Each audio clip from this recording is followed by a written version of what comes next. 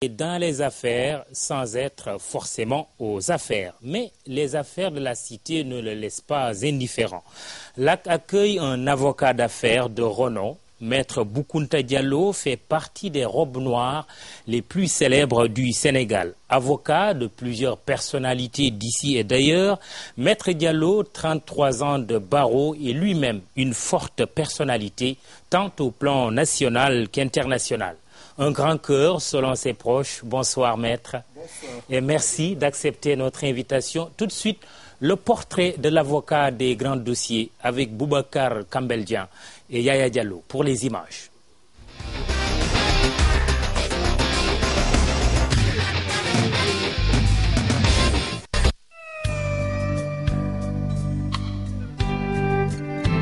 Pour être un bon avocat, comme disait Albert Lowe, il faut aimer l'homme et ses misères. Alors moi, j'aime l'homme et ses misères. Ce qui fait de moi un pur humaniste, si même certains peuvent considérer que c'est une faiblesse, à mon avis, c'est ma faiblesse, je le reconnais. Et c'est cela qui constitue aussi ma force dans le métier que j'ai exercé depuis 33 ans. Il a soufflé ses 59 bougies le 17 octobre dernier. L'ancien très brillant étudiant en droit à l'université Cheikh Anta Diop de Dakar nous reçoit à sa résidence sise dans un endroit calme et très discret du plateau. Madame Adams Seck Diallo est la grande absente en cet après-midi, prise par le boulot à l'université. Elle est professeure agrégée en odontologie. Les enfants non plus. Ils sont tous en France. Doudou Maguilène, 26 ans, ingénieur aéronautique de son état. Karim Djokel, de 2 ans son cadet, étudiant en 5e année en audit, contrôle et gestion. Et la cadette Ursine Fatima Diallo, 21 ans, étudiante en licence de droit et aussi en Sciences Po, respectivement aux universités Sorbonne et Paris 12. Maître Boukounta Diallo nous accueille dans sa belle villa d'architecture coloniale avec un décor de salon et de meubles qui datent d'un autre âge. Ça, c'est du Boukounta viscéralement attaché à certaines valeurs. Pas surprenant, mais alors pas du tout, parce qu'il a grandi sous l'ombre d'un grand homme de surcroît de culture, le président Léopold Sédar Senghor. Maître Boukounta Diallo, très fidèle en amitié. Qui repose sur ce que le maître Senghor nous a enseigné et nous a appris. S'enraciner dans ce que nous avons de plus solide.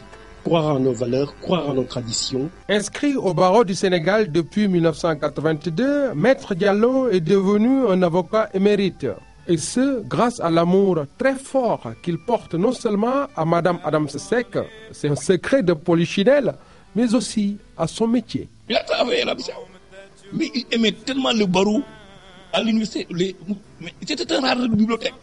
Maître Boukounta Diallo est devenu une figure marquante des droits humains, non seulement dans son pays, mais aussi sur l'international. Un géant du barreau, pas seulement par sa taille, mais également par sa science du droit, par son art de la plaidoirie.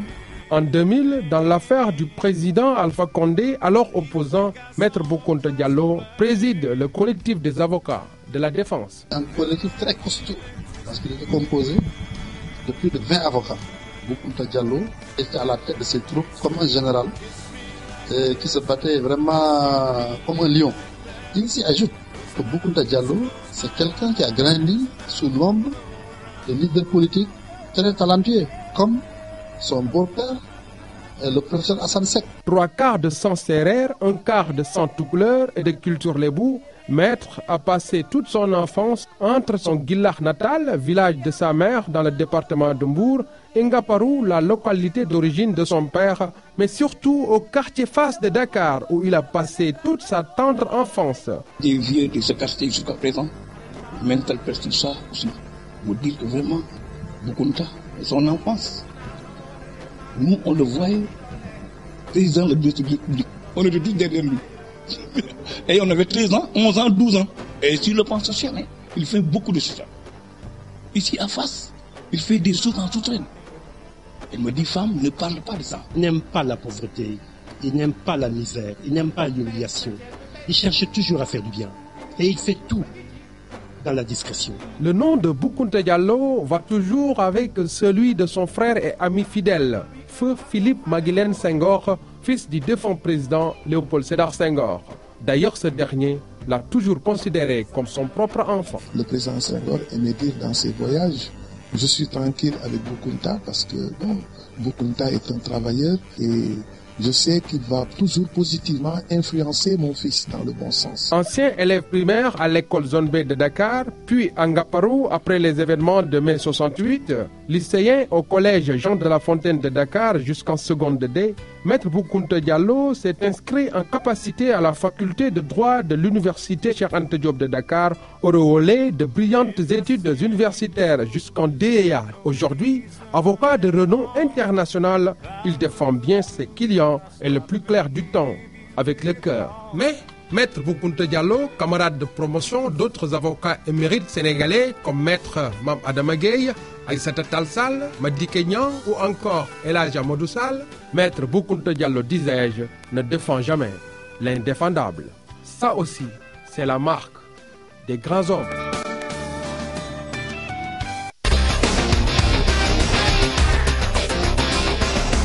Maître, alors, je vais vous interroger sur la chute de Boubacar Kambel Dieng. Vous ne défendez jamais l'indéfendable. Bon, écoutez, heureusement que je ne peux pas rougir avec ce que je viens d'entendre et de voir. Mais j'aimerais dire quand même que, en effet, toute personne mérite d'être défendue. Mais il y a des causes aussi qui méritent d'être regardées à la loupe. Car l'avocat, s'il est de bonne foi dans la défense des causes qu'il accepte de prendre, peut se faire piéger de temps à autre. Et c'est pourquoi, à mon avis, lorsqu'on est aussi quelque part leader d'opinion, on doit essayer de regarder de plus près les causes que nous défendons. C'est la raison pour laquelle, effectivement, M. Kambel Dieng vous a dit que je ne défends pas toutes les causes. En effet, c'est vrai. Justement, avez-vous eu des regrets d'avoir défendu quelqu'un que vous ne devriez pas, ou de ne pas avoir défendu quelqu'un que vous devriez? Écoutez, jusqu'à présent, je dois dire, en 33 ans de carrière d'avocat, je n'ai jamais regretté les actes que j'ai posés dans l'exercice de ma profession. Par contre, pour ce qui me reste à venir, j'ai l'habitude de dire aux gens que voilà un métier qui a ses vertus, mais un métier aussi qui me permet de dire que c'est le plus court chemin pour aller au paradis, mais c'est le plus court chemin aussi pour aller en enfer. Ah oui. C'est à vous de faire le choix. Et absolument. Comment? Mais écoutez, vous savez, les bienfaits que vous pouvez, en tout cas, disons, distribuer dans l'exercice de cette profession, on ne peut pas compter cela. Vous pouvez sauver une personne, vous pouvez sauver la liberté de quelqu'un, la vie de quelqu'un, l'honneur de quelqu'un, la dignité de quelqu'un, cela n'a pas de prix. Et il m'est arrivé une fois, lorsque en Mauritanie, je défendais le président Haïdala et l'opposant Ouldada avec 187 détenus. Devant la barre, le parquet réclamait 17 peines capitales. Lorsque j'ai fini de plaider avec Maître Aïssata Tall, ma sœur jumelle, on nous surnomme comme ça, alors quelqu'un dans la salle m'a dit, mais écoutez maître, vous ne savez pas ce que vous avez fait en ayant sauvé ces personnes de la peine capitale. Vous ne saviez pas que parmi ces 17 peines capitales réclamées par la Cour d'appel, par le procureur général, il y avait au moins le tiers qui étaient des descendants du prophète, des Haïdara. Et à côté, justement, je les défendais avec le bâtonnier Malaini, qui est de surcroît un chef shérif. Et je me suis dit, enfin, voilà un exemple qui prouve qu'on peut effectivement, à travers sa profession, à travers ce métier surtout, et d'autres métiers comme pour les journalistes et tant d'autres, effectivement, être très proche de Dieu. Alors, on vous surnomme aussi Dalloz, en référence un peu à votre goût de la recherche quand vous étiez étudiant, mais étudiant aussi, vous étiez meneur de grève, et vous vous êtes opposé comme ça à votre père adoptif, Léopold Sédar Senghor, président de la République. En effet, comme vous le savez, nous avons mené des mouvements à l'université en 1977 avec l'AED. J'étais membre effectivement du bureau de l'AED. Et j'étais impliqué dans ces grèves, ces mouvements de grève que nous avions à l'époque menés avec beaucoup de sacrifices, il faut le dire. Il y a eu un jour, effectivement, où j'ai fait l'objet d'une arrestation lorsque je sortais de l'université. Et les dirigeants de l'époque sont partis voir Maître Babacar Niang pour essayer de me tirer des griffes donc, de la gendarmerie. Mais je dois avouer qu'avant de partir, le président Senghor nous avait informés et nous avait avertis par le biais du commandant Gomis de la maison militaire, puisque j'habitais avec Philippe à l'annexe du palais. Son fils Philippe Senghor. C'est ça. Et le commandant Gomis nous a dit, écoutez, demain, il ne faut pas aller à l'université parce que ça va chauffer. Et il y a des choses qui vont se passer là-bas. Et le président qui a appelé nous a dit, Boukounta, demain, j'ai décidé d'appliquer la loi. Donc, il ne faut pas y aller. Je n'ai rien dit. Le lendemain matin, lorsqu'on s'est réveillé, Philippe et moi, je lui ai dit, je suis désolé, je vais à l'université. Ah, comment? Vous prenez ce risque? Je lui ai dit non. Je fais partie des dirigeants qui ont décidé de ce mouvement de grève. Je ne peux pas donc, à ce moment-là, me retirer du mouvement. J'y vais et je serai avec eux. Et c'est comme ça que je me suis fait arrêter. Et finalement, avec l'intervention de M. Babacar Niang et des amis de la faculté, j'ai été libéré. Et le soir, à 19h, je suis revenu à la maison avec beaucoup de poussière, puisqu'on m'avait malmené. Et le président Senghor, qui était au courant, a fini son travail à la présidence à 18h, 19h30. Il est passé par la porte entre l'annexe du palais et le palais principal pour venir me rendre visite, puisqu'on était en train, bien entendu, de s'occuper de moi. Philippe avait fait bouillir de l'eau pour essayer de me masser parce que j'avais senti les coups de crosse. Et le président, donc, devant, me dit, mais Boukounta, il paraît que on vous a cassé les os parce que vous avez traité mon armée d'armée de Bokassa. Je lui ai dit, mais monsieur le président, peut-être vous avez la bonne version. Il me dit, ah mais je vous avais averti, je vous avais dit que j'allais appliquer la loi. J'ai dit, monsieur le président, je suis désolé, mais vous n'avez pas appliqué la loi, vous avez appliqué la violence. Et effectivement, c'est ces échanges qu'on avait, et de façon très amicale, très familiale. Et en tout cas, c'est des choses qu'on n'oublie pas. Avocat des grands dossiers, je le disais un peu dans l'introduction, on va le voir dans le sujet qui va suivre, l'affaire ArcelorMittal dont tout le monde parle, qui agite toute la République depuis quelque temps.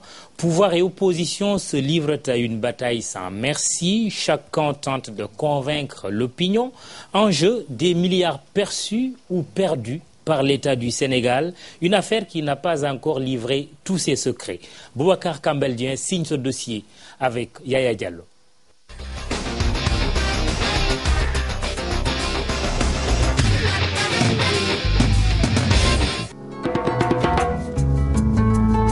Elles sont belles les mines de fer de la Falémé du Sénégal oriental, charmantes et mieux très séduisantes. Mais hélas, elles s'impatientent à trouver preneur. Et pourtant, ce n'est pas des prétendants qui manquent. Ces derniers tapent sans cesse à la porte, mais ils finissent toujours par tourner le dos à la future mariée. Les prétentions financières pharaoniques du père de famille qu'est l'État du Sénégal sont d'emblée passées par là. Alors, nous sommes en 2009. Le premier fiancé Kumba Ressources est chassé de la maison. ArcelorMittal se positionne, mais ce n'est pas sans conséquences économiques. 75 milliards en guise d'indemnisation par le régime de Maître Abdoulaye Wade à Kumba pour rupture abusive de contrat. S'il y a quelqu'un qui doit donner des justifications au peuple sénégalais, apporter des documents et clarifier l'opinion sur la rupture abusive de la convention entre Kumba Ressources et l'État du Sénégal, c'est bien Abdoulaye Wade qui devrait en répondre.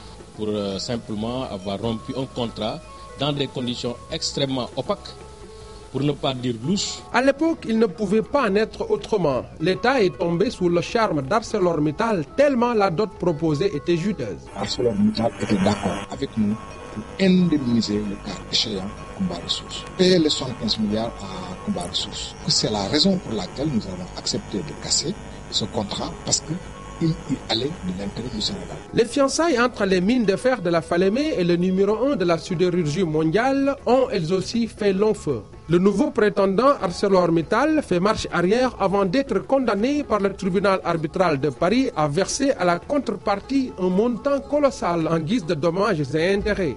L'État encaisse finalement 75 milliards de francs CFA.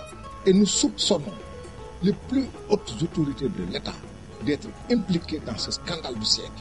On a abandonné plus de 2400 milliards pour prendre moins de 100 milliards. C'est suspect, c'est inacceptable. Le Sénégal, dans ce dossier, n'a absolument rien perdu. à part la perte d'une chance d'avoir un partenaire stratégique dans l'exploitation de ce minerai. Le PDS fait état de pots de vin qu'auraient reçus les autorités actuelles. Le gouvernement, par la voix de son chef, le Premier ministre, contre-attaque et publie des documents pour laver son honneur. Mais cela ne convainc toujours pas l'opposition. Le PDS ajoute un nouveau chef d'accusation sur le dos du pouvoir actuel pour faux et usage de faux. Les alliés du président Macky Sall, eux, prennent acte des explications fournies par le Premier ministre, non sans dénoncer les nombreuses tergiversations du gouvernement. Ce qui a rendu ce dossier confus, c'est le problème de communication du gouvernement. Le ministre de l'économie et des finances, dans une situation pareille, aurait dû, dès son apparition à l'Assemblée nationale, vider le dossier. Non, il vient, il dit, nous avons reçu 75 milliards, sans expliquer pourquoi. Pendant que Wade a dit qu'on aurait pu avoir plus, mais ça suscite des inquiétudes. La société civile tranche le débat. Il appartient au gouvernement d'expliquer pourquoi il a accepté un deal beaucoup moins avantageux pour l'État du Sénégal et de l'assumer. Ceux qui sont au pouvoir, les décisions qu'ils prennent doivent les assumer. La loi portant transparence dans la gestion, n'est-ce pas, des finances publiques, fait obligation à l'État du Sénégal de publier tous les contrats miniers. Donc dès que le débat avait été agité, ces contrats auraient dû être publiés et que l'opinion publique soit éclairée. Les mines de fer de la Falémé sont toujours célibataires, devenues endurcies même. Pire, elles ne voient aucun prétendant, du moins pour le moment. Le PDS de Maître Abdoulaye Wade et son fils Karim d'un côté et le pouvoir actuel de Macky Sall de l'autre se renvoient la responsabilité. Et le plus grand perdant n'est personne d'autre que le pauvre contribuable sénégalais.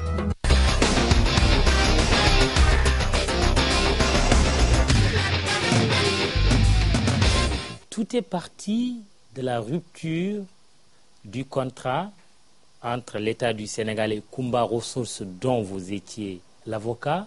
Que pensez-vous de ces derniers développements concernant l'affaire ArcelorMittal, comme je le disais au départ, Kumba Ressources?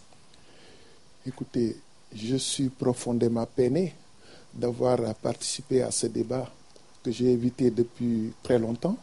Même lorsque la sentence a été rendue, je me suis gardé d'en parler et vous avez voulu même une fois que je revienne sur cette question le 21 août 2010 à l'émission Grand Jury où vous m'aviez invité, vous m'aviez posé la question de savoir, maître, votre dossier, qu'est-ce qu'il est devenu? Et je vous avais répondu en vous disant, adressez-vous à ceux qui avaient l'habitude de s'étaler dans la presse, de vous dire qu'est-ce que ce dossier est devenu. Parce que depuis juillet 2010, donc 3 mois avant votre émission, une sentence avait été rendue qui condamnait l'État du Sénégal à la somme de 98 millions de dollars. Sur cette base, avec la clause de confidentialité et à l'approche d'élections présidentielles de 2012, avec tout ce qu'on avait promis, vous comprenez que l'État avait choisi, avec le régime de l'époque, de s'installer dans le silence total. Et pour respecter également cette clause de confidentialité, je me suis gardé de m'exprimer à partir de ce jour sur ce dossier. Mais aujourd'hui, vous comprendrez avec beaucoup de tristesse, lorsque je vois le chef de l'État de l'époque dire lors d'un meeting quelque chose d'extrêmement grave qu'on ne cherche pas à analyser à travers les premiers propos qui ont été tenus, c'est là où je suis à la fois triste. Et on est passé à côté du débat, parce que si vous vous souvenez, ceux-là qui avaient tenu des conférences de presse, des points de presse, souvent par ministre interposé, le président en conseil de ministres, disait que ce procès, nous ne pouvons pas le perdre parce que Kumba Ressources a violé délibérément le contrat et nous avons le droit avec nous, donc nous voulons tranquilliser le peuple sénégalais. À une réponse que j'ai apportée à la presse, j'ai dit c'est dommage, si nous ne réglons pas ce dossier, nous allons faire payer des sommes faramineuses aux générations à venir. Et chaque fois, on rassurait le peuple comme quoi l'État du Sénégal était confortablement assis sur un dossier ou un droit. En tout cas, ses avocats n'avaient pas de problème. Alors, à ce meeting, voilà ce qu'on nous apprend. Mittal est venu nous proposer la rupture, moyennant des sommes d'argent tout de suite que nous allons provisionner pour payer l'indemnisation future de Kumba. J'ai appelé Maître Niang pour lui en parler en lui disant d'annuler tout de suite le contrat. Il m'a dit, mais attention, nous risquons d'avoir des problèmes. Je l'ai rassuré en lui expliquant que Mittal est prête à dédommager effectivement Kumba Ressources. Alors, pour des gens qui ont toujours tenu le langage contraire, à savoir que dans cette affaire, ils sont avec le droit. Dans cette affaire, c'est Kumba Ressources qui a tort. Voilà subitement des gens qui acceptent de dire non seulement nous avions tort et nous le savions, mais encore une fois de plus, nous avions même préparé des sommes d'argent en cas de condamnation que celui qui venait devait payer. Et personne ne trouve à redire. C'est triste. Et je dois dire, c'est la parole d'une autre personnalité de l'État à l'époque, vis-à-vis du peuple sénégalais, mais aussi des investisseurs qui doivent nous faire confiance à travers notre engagement sincère, qui doivent nous faire confiance à travers ce que nous avançons dans le cadre d'un contrat. Mais lorsque nous leur disons, vous vous êtes mal comportés dans ce contrat qui est la loi des partis, et qu'on se retrouve devant la télévision pour dire aux yeux du monde, partout, oui, nous voulions rompre parce que nous voulions retirer. Et tout à l'heure, j'ai entendu un avocat répéter la même chose que le président Wade. J'ai sursauté puisque c'est la confirmation de ce que je viens de dire et d'un discours en tout cas que vous n'aviez pas entendu puisque la presse est là pour expliquer donc dans les détails tout ce qui a été tenu comme propos et c'est ça qui est déplorable. La parole au public, oui. Mon confrère Ibrahima Khalil Wade. Bon, ce qui est nouveau ces jours sur l'affaire ArcelorMittal, c'est l'apparition du DG de l'ITOS, M. André Djenfi, qui vient de porter plainte contre Maître Abdoulaye Wade, l'ancien DG de Miferso Omar Ndiaye, Maître Madi Kenya et Kumba Ressources. Quelle analyse cela vous inspire? Bon, écoutez, voilà, c'est malheureusement ce genre de débat qu'on installe dans notre pays. On ne cherche pas à approfondir ce qui se dit, ce qui se fait et ce qu'il y a derrière. Et tout de suite, on pousse l'opinion à prendre position sans être outillé techniquement. Et c'est pourquoi j'aurais souhaité à l'avenir, effectivement, que lorsqu'une personne se lève pour dire « moi je porte plainte », parce que j'estime qu'on a été floué, j'étais avant elle dans le dossier, et subitement... Oui, l'ITOS Corporation dit qu'il était là avant Kumba Ressources. Oui, vous savez, nous sommes dans le cadre d'un contrat très connu, qui est un contrat qui ne peut être réglé que devant une juridiction arbitrale ou devant les juridictions civiles et commerciales. Lorsque cette société, qui ne s'est jamais manifestée, et qui savait que le contrat était entre les mains de Kumba Ressources depuis 2004, le 7 juillet 2004, où l'accord a été signé, puisqu'il dit qu'il était au départ informé de tout ce qui se passait, il était informé que Kumba s'était installé, il n'a jamais jugé utile de porter plainte. Subitement, il nous dit qu'il a porté plainte depuis janvier 2014 contre ces personnalités.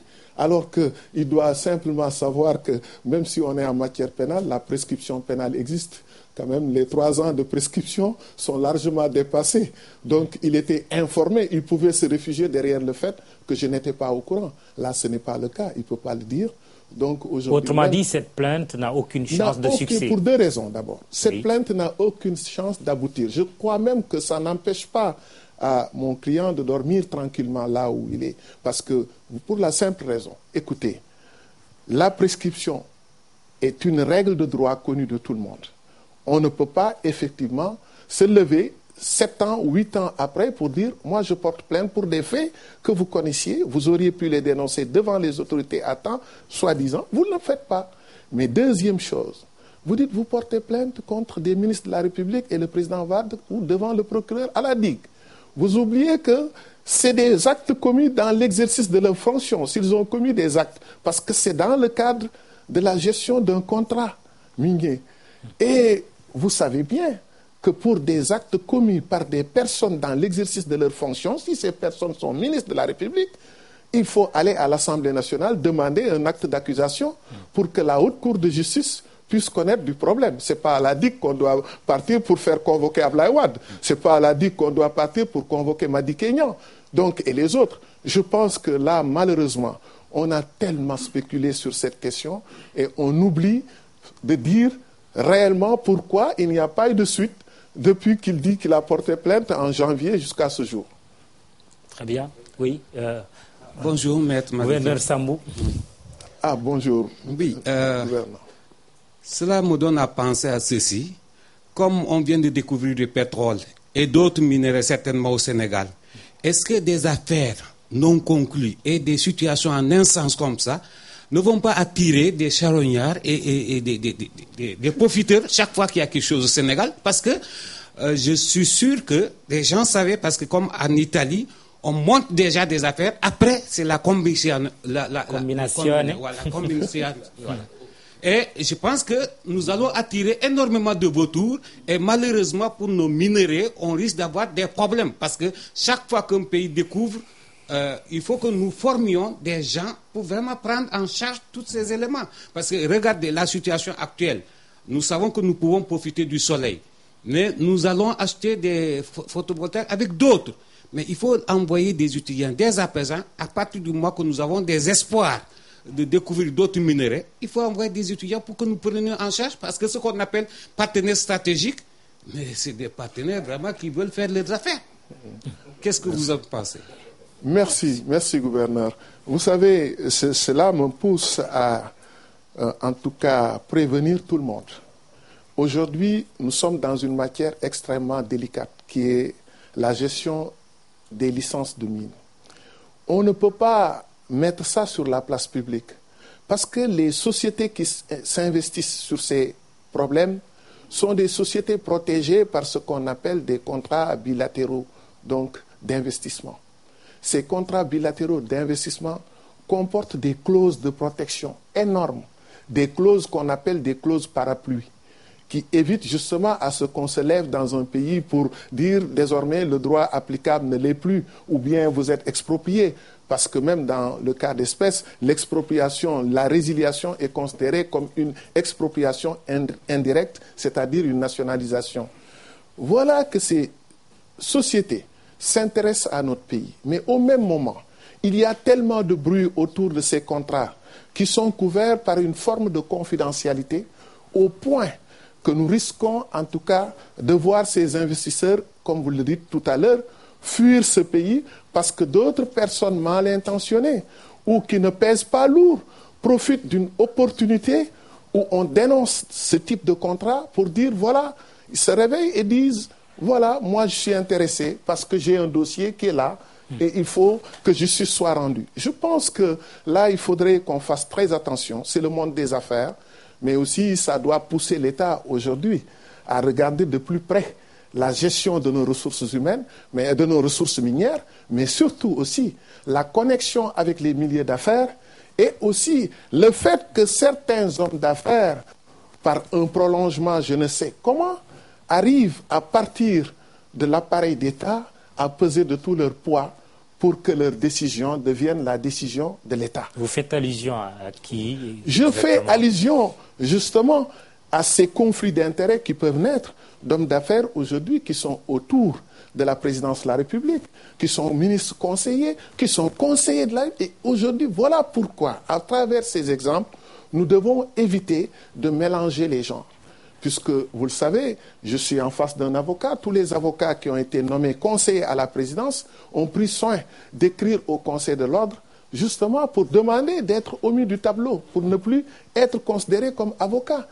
Tous ceux qui ont été nommés conseillers après ministres l'ont fait. Aujourd'hui, dans notre profession, cette question est réglée déontologiquement et de par les textes également. Alors, il faudrait que dans le milieu des affaires, qu'on évite qu'un homme d'affaires qui a des intérêts effectivement énormes dans ce pays économique soit en même temps le conseiller ou ministre conseiller du président de la République et on ne sait pas ce qu'il fera demain avec les autres milieux d'affaires. On ne saura pas quelles sont les entraves qui peuvent naître des relations que nous avons avec d'autres hommes d'affaires. Le danger est là. Alors, le commissaire Keita demande le micro, mais avant cela, vous avez parlé tout à l'heure de clause de confidentialité, oui, mais que faites-vous aussi de la transparence, de la bonne gouvernance, du droit des Sénégalais à être informés? Formidable. Je dois dire que là, vous posez une question technique qui a été réglée d'ailleurs par des auteurs. Aujourd'hui, il y a eu des thèmes développés sur la confidentialité et l'arbitrage. Et lorsqu'un grand auteur disait d'ailleurs dans ses ouvrages que la confidentialité est la sœur jumelle de l'arbitrage. Parce que lorsqu'on parle d'arbitrage, on parle d'une justice privée internationale où les États ont accepté de laisser une partie de leur souveraineté judiciaire pour confier ça à une autorité ad hoc ou une autorité institutionnelle chargée de régler les conflits, les différends entre investisseurs et les États qui reçoivent ces investisseurs. Les investissements lourds, justement, sont protégés par ces formes de contrats, par ces accords bilatéraux qui viennent en renfort et qui permettent souvent, dans les clauses, d'éviter que tout ce qui se fait, ne serait-ce que pour la concurrence, ne soit mis sur la place publique. Parce qu'entre hommes d'affaires, entre sociétés minières, mais il y a des choses donc, qui ne doivent pas être sues par l'adversaire, qui ne doivent pas être traitées au grand jour. Et vous verrez d'ailleurs que les dossiers d'arbitrage ne font pas l'objet de publicité très souvent. Et vous avez des ouvrages, beaucoup d'ouvrages et de jurisprudence, on en parle. Qu'est-ce que vous voulez dire? Que même acculé, le gouvernement du Sénégal n'a pas le droit de rendre public ses contrats? Mais écoutez, lorsqu'on signe une clause de confidentialité dans un contrat et qu'on viole cette clause, ce qui se passe aujourd'hui, parce que l'ancien président a mis sur la table un problème. L'État s'est cru devoir répondre par presse interposée et avec des documents à l'appui. Alors qu'il y a le principe de continuité de l'État. Lorsque l'ancien président signe une clause de non-confidentialité, cette clause de non-confidentialité engage également l'actuel président de la République, l'actuel État. Donc, lorsque cet État viole, il s'expose à des sanctions pécuniaires, mais encore une fois de plus, même des sanctions pénales. C'est pourquoi ceux qui ont reçu le montant Kumba Ressources, qui ont payé plutôt qui ont eu 98 millions de dollars, ont accepté volontairement, pour être dans de bons termes avec le Sénégal, de ramener leurs créances à 75 millions de dollars, c'est-à-dire 37 milliards 500 millions, là où ils devaient toucher 49 milliards, alors qu'ils ont une décision en main. Contrairement à ce que dit Litos, oui, cet argent, ce n'est pas mérité. Je dois dire, c'est une décision rendue par une juridiction internationale qui donne ces 98 millions à Kumba Ressources. Voilà que là, justement, mais on nous dit, oui, pour ces montants, Kumba accepte de renoncer à ce que le tribunal arbitral lui a donné pour se contenter uniquement de 75 millions d'euros. Je dois dire qu'à partir de là, on peut comprendre qu'on n'avait plus besoin d'une clause de confidentialité, puisque la clause de confidentialité est liée plutôt au contrat initial qui liait Kumba au Sénégal, à l'État sénégalais. Mais dès lors que l'État du Sénégal a estimé devoir faire figurer une clause de confidentialité, ça voudrait dire que quelque chose, en tout cas, il y avait quelque chose qu'on voulait cacher au peuple sénégalais. Pour quelle raison? Des élections qui approchent, ce qu'on avait déjà dit au peuple, autant de questions qu'il faut se poser. Et c'est ça le véritable problème. Pourquoi on a cherché par la suite une clause de confidentialité? Là, il ne s'agissait plus du contrat initial, mais d'un contrat donc transactionnel où il est dit, voilà, Kumba accepte telle chose. Aujourd'hui, Kumba peut se lever et dire, bon, d'accord, vous avez violé la clause de confidentialité. À partir de là, moi-même, ce que j'ai accepté, je refuse. Et je reviens à la case départ, je prends en considération... Kumba va le faire puisque vous êtes l'avocat de Kumba. Non, mais je dis qu'en droit, Kumba est fondé à dénoncer le contrat puisque le contrat a été violé aujourd'hui dans une de ses dispositions substantielles à cause, encore une fois de plus, de ce problème soulevé par l'ancienne autorité et à laquelle la nouvelle autorité a été obligée de répondre en brandissant des documents. En tombant dans les pièges. Que nous avons payé des sommes. Et si on nous dit on dénonce tout et ce que vous avez payé, même ça, on ne considère plus. Et qu'on n'a qu'à revoir le contrat puisque, voilà, vous êtes les premiers à violer ce contrat. Qu'est-ce que nous allons dire? Simplement par besoin de transparence, on a été obligé de le dire au peuple. Écoutez, dans ces pays, en tout cas où ces sociétés évoluent, la notion de transparence existe. Mais c'est justement, c'est eux qui ont créé ces clauses pour protéger ces grandes sociétés dans leur propre pays. Toutes les grandes puissances évoluent avec ces firmes dans ces mêmes conditions. Pourquoi nous ne pouvons pas accepter ces clauses techniques? Je dois dire simplement que ce n'est pas parce que le peuple a soif de transparence que nous devons être en marge de l'évolution technique du monde quand il s'agit de gestion des dossiers de mines. Très bien. Commissaire Ousseynou Keïta. Oui, le micro, voilà. Merci. Bonsoir. Bonsoir, commissaire. Monsieur le commissaire Keïta. Merci. Moi, ce que ces affaires m'inspirent, cette affaire d'ArcelorMittal, c'est surtout de me poser la question de savoir quelle culture nos autorités ont de leurs responsabilités.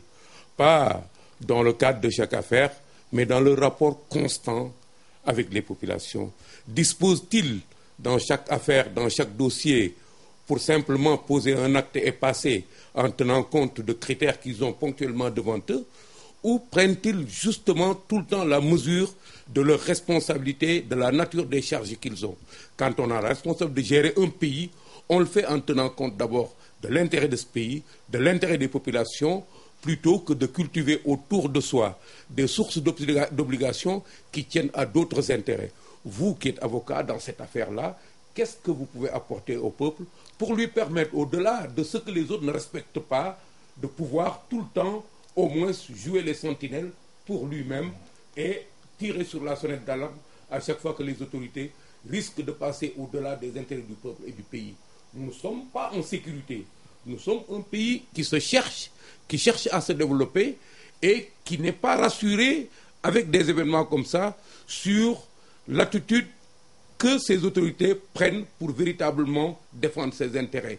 Et à chaque fois que ça se passe comme ça, il faudrait qu'on trouve d'autres mécanismes pour au moins nous assurer que tous les démarcheurs, tous les marchands, les hommes d'affaires qui tournent autour de nos autorités ne sont pas en train de piloter l'ensemble de nos ressources, l'ensemble de nos moyens dans le seul but de s'enrichir et d'aider des fonctionnaires, des agents de l'État à s'enrichir à chaque fois qu'ils en ont l'occasion. Vous avez la responsabilité aujourd'hui, en tant que citoyen sénégalais, mais en tant qu'avocat, de réfléchir sur ces questions-là pour accompagner le peuple dans son évolution. Je vous remercie. Merci, commissaire. Oui, je vous remercie, commissaire. Je pense que ça, c'est un réquisitoire qui mérite d'être dit à l'attention de tout le monde.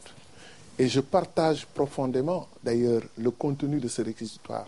C'est cela qui me pousse à dire que là où on a avancé techniquement des choses, sans donner la possibilité à l'autre de s'exprimer, mais aussi en oubliant que ce n'était pas à cet endroit qu'il fallait parler de ça. Je pense qu'on crée trop d'amalgame, trop de confusion, et à la limite, on finit même par faire douter le peuple, mais également par faire douter les investisseurs. Car nous n'avons rien, ce que nous avons, c'est notre crédit, notre parole. Si notre parole ne vaut plus rien à la bourse, qu'est-ce que nous pouvons faire pour ces populations qui attendent de nous des créations d'emplois? Lorsque des investisseurs viennent, s'installent, acceptent même de renoncer au contenu d'un jugement, acceptent encore alors que rien ne dit que cela devait se passer comme ça, acceptent encore une fois de plus ce que tout le monde a dit, de rester en bon terme avec les autorités du pays. Est-ce que nous devons continuer de maintenir le flou dans nos relations et encore une fois de plus de continuer de dénoncer des personnes qui ne sont plus là pour s'expliquer sur ces faits? Autant il est nécessaire de défendre les intérêts du peuple, autant il est nécessaire de défendre les intérêts de ces sociétés qui viennent simplement investir dans des conditions et des règles du jeu que nous définissons. Je pense que là aussi... La question, maître, c'est qu'on a perdu sur les deux tableaux. Kumba Ressources est parti parce qu'on a rompu unilatéralement le contrat. Mittal est arrivé avec 1000 milliards d'investissements annoncés parce que le gisement comment dirais-je, de fer, c'est 250 millions de tonnes. Finalement, on a perdu sur les deux tableaux. Oui. C'est ça peut-être qui est un peu triste dans cette histoire. Nous avons perdu sur les deux tableaux pour la simple raison qu'il y a, comme l'a dit le commissaire Keïta, des maladresses de part et d'autre. Des maladresses au départ parce que nous n'avons pas su bien gérer notre contrat avec Kumba. Kumba est une société, quelqu'un l'a dit, celui qui dit porter plainte, qui a un chiffre d'affaires annuel de 16 milliards de dollars. Mais Kumba est le premier au monde aujourd'hui à s'occuper des questions de mines. lorsqu'il s'agit de mines, de recherche et d'exploitation minière, Kumba dépasse de loin Mittal. Mittal, c'est le numéro 1 aussi de la sidérurgie. Mais la sidérurgie, ce n'est pas l'exploitation des mines.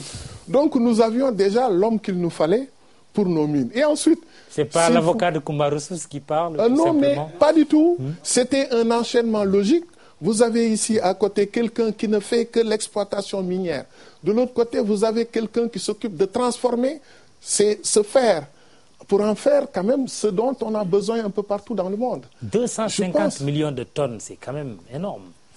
Oui. Oui, vous savez, aujourd'hui, on parle même de 700 millions. Certains parlent de 700 millions, donc millions de tonnes pour ce qui est du fer de la Falémé. Oui. Mais à côté, c'est rien lorsqu'on sait que pour une seule mine en Guinée, je parle de Simandou, qui fait courir beaucoup d'investisseurs, on parle de 8 000 milliards.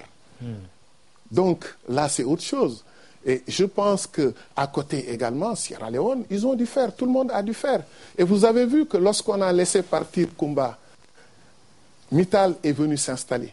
Mais Mittal, pour des raisons économiques, dit que je ne peux plus continuer parce que la crise économique est telle que je suis obligé de me retirer au Sénégal et dans certains pays d'Afrique. Pour ceux qui suivent la télévision guinéenne, 1 mois et demi après, nous avons aperçu le patron de Mittal reçu par les autorités guinéennes pour faire des offres, pour s'intéresser au fer de la Guinée, là où on venait de quitter le Sénégal, au motif qu'on ne veut plus investir ici parce que c'est des problèmes économiques qui sont là et financiers. Donc voilà, à mon avis, quelque chose qui mérite réflexion. À côté aussi, vous avez Kumba. Kumba investit énormément dans ce pays pendant 2 ans au niveau de la recherche. Kumba s'en va, et ça c'est un autre problème. L'État sénégalais, à l'époque, qui a mal géré ses rapports avec Kumba, au départ, a laissé Kumba partir sans prendre les échantillons de recherche, sans prendre l'étude technique. Et qu'est-ce qui s'est passé? Cette étude technique, cette étude géophysique, cette analyse et ces sondages de 2000 échantillons, Kumba est parti avec. Quand on s'est rendu compte de l'erreur, on a tout de suite été kidnappé le géologue de Kumba, Sadio Kandé. Pour le garder, tout le monde se souvient, la presse, le populaire, a parlé de l'arrestation de Sadio Kandé, conduit à la digue où il a passé des nuits au port, au commissariat du port. Et Kumba m'a saisi pour me dire, mais qu'est-ce que c'est que ça? Ce qu'il recherche, ce sont nos échantillons, ce sont nos études. Mais celui-là n'a rien à voir. Allez s'occuper de sa défense. Et lorsque je me suis occupé de sa défense, M. Sadio Kandé est sorti, il m'a expliqué le pourquoi de cette arrestation et toutes les questions qui tournaient autour de ce qu'on voulait savoir.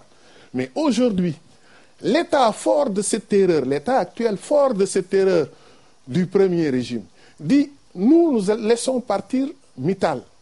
Mais attention, si nous laissons partir Mittal sans prendre les études techniques, demain nous allons perdre du temps. Parce que si vous avez des mines sans études techniques, vous n'avez rien réalisé, les études techniques coûtent plus cher. Alors, donc, qu'est-ce qui se passe?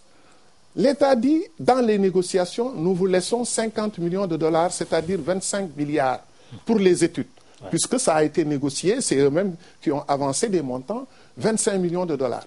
Mais ces études, certains, j'ai entendu des hommes politiques dire, c'est grave, comment peut-on payer des études à 25 milliards sans oublier que techniquement, d'abord, ces études concernent des études géophysiques, ces études concernent des analyses de 2000 échantillons, etc. Et que demain, si quelqu'un d'autre vient récupérer ces mines entre les mains de l'État sénégalais suite à la résiliation du contrat avec Mittal, mais cette société va gagner en temps, va gagner en gestion des études réalisées. Cette société pourrait donc raccourcir le délai d'exploitation véritable de ces mines, ce que nous attendons toujours. Donc aujourd'hui, il me semble quelque part que c'est ce qu'on reproche à l'actuel régime, et je suis désolé de dire vraiment... C'est un reproche pertinent, fondé? Non, écoutez, il faudrait plutôt tirer un satisfecit à ceux qui ont agi dans ce dossier pour au moins récupérer les études techniques, au lieu de chercher plus tard à kidnapper le géologue et avoir les études techniques d'une autre manière non orthodoxe. En même temps, l'opposition actuelle, anciennement au pouvoir, reproche à l'actuel régime d'avoir mené les négociations à l'insu de l'agent judiciaire de l'État. On a entendu Maître El Hadj Amadou Sall dans l'élément tout à l'heure dire on s'est contenté de 75 milliards de francs CFA là où on pouvait avoir 2400 milliards. Et dites-nous. Mais moi, je tombe des nuits. Et lorsque je vois tout un débat autour de cette question, on dit 2500 milliards. Nous avons tout mis dans ces mines. Kumba y a laissé des années de labeur, beaucoup d'investissements. Et Kumba, donc, est sorti des mines d'une manière non contestée, puisqu'on a dit volontairement, on a résilié ce contrat. Mais Kumba, donc, qui depuis un acte du 7 juillet 2004 avait commencé donc à s'investir dans ces mines, saisit la chambre arbitrale, demande 355 milliards de francs CFA, argument à l'appui, avec le plus grand cabinet en matière d'arbitrage au monde, le cabinet Linklater, qui fait 1659 avocats aujourd'hui, pour la plupart spécialisés sur les questions d'arbitrage, tout le monde le sait. Et Kumba, assisté également ici au Sénégal par mon cabinet et le cabinet de Maître Adama Gueye, se retrouve dans un procès où on lui a donné que 98 millions de dollars. Mais voilà aujourd'hui que quelque part on nous fait savoir qu'il est possible que la même juridiction arbitrale, pour la même licence, peut aujourd'hui octroyer 2500 milliards à quelqu'un. Mais écoutez, il faut être raisonnable. Il n'est pas interdit de rêver, mais quand même, il ne faut pas aller au-delà du rêve. Et je pense qu'aujourd'hui, les Sénégalais devraient raison garder lorsqu'on avance des chiffres en disant que des techniciens, des experts se sont prononcés sur cette question. Il faut savoir simplement que ces experts, dans l'arbitrage, c'est une condition sine qua non si on veut régler l'indemnisation. Et la mise à l'écart de l'agent judiciaire de l'État? La mise à l'écart de l'agent judiciaire, c'est un autre problème. Vous savez, chaque régime qui vient avec son avocat, avec son agent judiciaire, avec son procureur, parce que chacun fait confiance à qui il souhaite faire confiance. Ce qui n'est pas souhaitable. Ce qui n'est pas souhaitable, mais pour des raisons que nous ne maîtrisons pas. Lorsque l'autorité présente estime que l'avocat qui était dans l'affaire peut continuer, parce qu'ayant des relations très étroites avec l'ancien tenant de pouvoir, peut continuer à communiquer avec lui, et peut-être de façon incidente et involontaire sur des éléments du dossier, peut estimer qu'il y a lieu de prendre toute précaution qui s'impose, à savoir changer d'avocat, c'est son droit le plus absolu. De même, aujourd'hui, lorsque l'agent judiciaire qui était là a été enlevé, Monsieur Djanko, mais quand même remplacé par Madame Aïssé Gassama. Exactement. Exactement. Pourquoi? Oui. C'est pour ce que je viens de dire. Oui. Chaque autorité a sa manière de choisir et ses raisons de choisir avec qui elles veulent collaborer. De même, vous avez vu, on a changé le procureur de la République qui était là à l'époque du tribunal de Dakar par un autre procureur, parce qu'il y avait des dossiers sensibles qui relevaient donc de ces poursuites contre les anciens dignitaires. Donc tout ce qui pouvait peut-être gêner ceux qui étaient là ont été considérés comme des facteurs bloquants sur lesquels l'autorité politique a estimé devoir prendre des mesures. Je pense que cela, on ne peut pas en discuter. Ça, c'est ce qu'on appelle le pouvoir discrétionnaire de l'autorité lorsqu'il s'agit de faire des choix. Mais maintenant, quand il y a lieu de parler de l'agent judiciaire de l'État dans une procédure, je dois dire que l'agent judiciaire de l'État qui intervient, c'est vrai, il y a un décret qui donne les pouvoirs à l'agent judiciaire. Mais n'oublions pas que l'agent judiciaire est logé au ministère des Finances. Et le ministère des Finances, et celui qui coiffe, c'est le trésorier général, justement, qui coiffe l'agent judiciaire de l'État. Mais en même temps, lorsqu'on dit que l'agent judiciaire trouve ses attributs dans un décret, mais l'État du Sénégal, à travers le ministre, le président de la République qui incarne l'État, donc celui-là tire ses pouvoirs de la Constitution.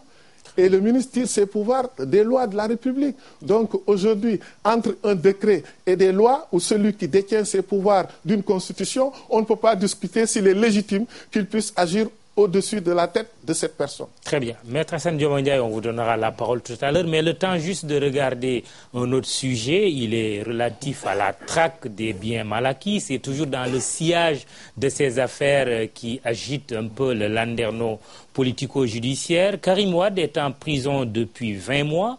Son procès ouvert le 30 juillet dernier est toujours en cours.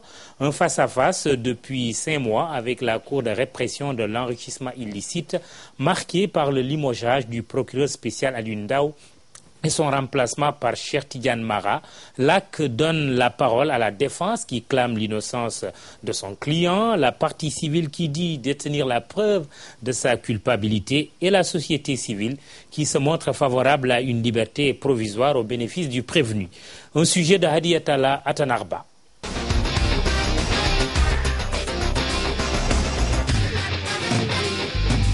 Karim Wade, ancien ministre des Infrastructures, accusé à tort ou à raison du délit d'enrichissement illicite. Son procès suscite des débats. Ses avocats clament toujours son innocence, ceux de l'État sa culpabilité. La détention de Karim n'a jamais été justifiée. Aujourd'hui, cette détention, elle est intolérable et on doit y mettre fin le plus rapidement possible. C'est pas que nous sommes en train de chercher des preuves, mais nous sommes en train de discuter des preuves. Comme ça se passe dans tous les procès pénaux. Comme dans un dialogue de sourds, la défense demande son élargissement faute de preuves, la partie civile le contraire. La libération de Karim s'impose. Voilà pratiquement plus de 2 ans de détention.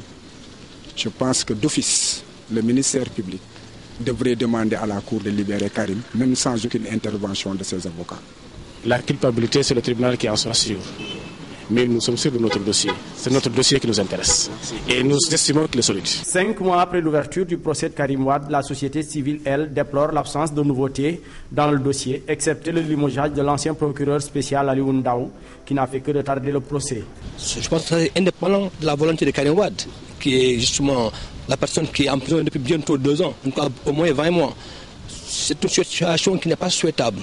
Mais on ne peut pas arrêter quelqu'un, le mettre en prison, qui a déjà bénéficié d'une présomption d'innocence, quels que soient par ailleurs les faits qui lui sont reprochés et qui perdurent. Ça fait 20 mois et nous voyons aujourd'hui qu'il y a une sorte d'impasse. Les renvois selon les 2 parties ne peuvent en rien entacher le dossier, même s'il le retarde. C'est un autre magistrat aguerri qui remplace un autre magistrat aguerri dans une procédure.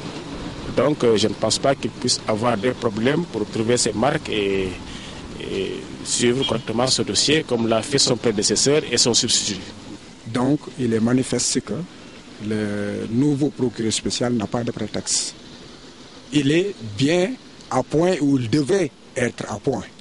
Et peut-être même plus à point que nous. D'où l'urgence pour la société civile d'accorder une liberté provisoire pour le présumé coupable. L'État devra trouver une formule comme celle-là qui pourra en tout cas, garantir la liberté, en tout cas les droits élémentaires de cette personne-là. Il était souhaitable qu'il y ait une libération provisoire, qu'on appelle détention provisoire, qui est plutôt une libération conditionnelle ou une liberté provisoire plutôt, c'est le mot que j'ai cherché, qui lui permet d'être en contrôle judiciaire et de répondre à l'appel du juge chaque fois que de besoin. Le procès de Karim Wade a fait les choux gras de la presse et tenu en haleine tout un peuple et qui attend impatiemment la manifestation.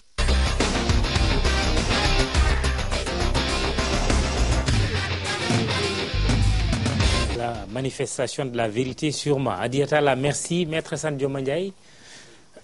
Merci Mamadou. Et je dois dire que je suis très ému de me retrouver en face de Maître Boukounta Diallo, sans qui sans doute je n'aurais pas accompli tout ce que j'ai accompli à ce jour en matière de droits humains. Et je rappelle qu'il m'a appelé un jour pour me dire « Je me reconnais en toi. Et puisque je dois quitter l'ONDH, je voudrais que tu me remplaces. » C'est comme ça qu'il a suscité en moi cette ambition à l'époque de diriger une organisation aussi prestigieuse que l'Organisation nationale des droits de l'homme. Et je ne pourrais pas dire tout ce qui a, plus que tout ce qui a été dit ici. Et revenant au débat, je pense si on fait la radioscopie de tous les problèmes que nous connaissons en ce moment, on se dit qu'on est toujours au cœur de la problématique de la gouvernance démocratique. Et on se demande si réellement nos dirigeants sont préparés à cette gouvernance démocratique. Et souvent on fait l'erreur de penser que quand on est élu avec un pourcentage de 67%, 70%, on est légitime, mais on est légitime de par l'élection, mais la légitimité, c'est les actes de tous les jours. Et le citoyen, vous avez des mandats qui vous ont élus et vous agissez au nom de ces citoyens. Et aujourd'hui, à travers ces différentes affaires, qu'il s'agisse d'ailleurs de l'ancien régime que du nouveau, on sent que le citoyen est entre parenthèses, il est mis entre parenthèses. Même s'il s'agit d'apporter des informations ou par rapport des réponses à des interrogations de politique, on ne répond pas aux citoyens, mais on répond à l'opposition ou à l'opposant qui pose cette problématique. Or, le citoyen a besoin de savoir. Nous avons longtemps réfléchi sur ce qu'on appelle la circulation du capital international ou du commerce international et l'impact sur les droits des populations autochtones, des citoyens. Et aujourd'hui, à l'image de ce qui s'est passé au Congo, le scandale congolais ou d'autres pays, la Guinée, on se rend compte que le Sénégalais ne peut rien espérer de ces ressources qui sont attendues, aussi bien des ressources déjà découvertes que celles qu'on envisage de découvrir. Et si l'on regarde la manière dont les contrats sont signés et les dénouements se font, quel est le profit? Qu'est-ce que le citoyen sénégalais a tiré de tout ça pendant 10 ans, 12 ans de ces ressources? Même de l'or de Sabodala, rien. Les avions partent avec de l'or et les populations ne trouvent rien. Donc, assurément, je pense que nous sommes dans une équation, dans une incertitude existentielle. Puisque quand on pose le problème des droits économiques et sociaux, le droit à la santé, le droit à l'éducation, le droit à l'habitat, le droit au travail, au regard au nombre de jeunes diplômés qui sont là, on nous dit que nous n'avons pas de ressources.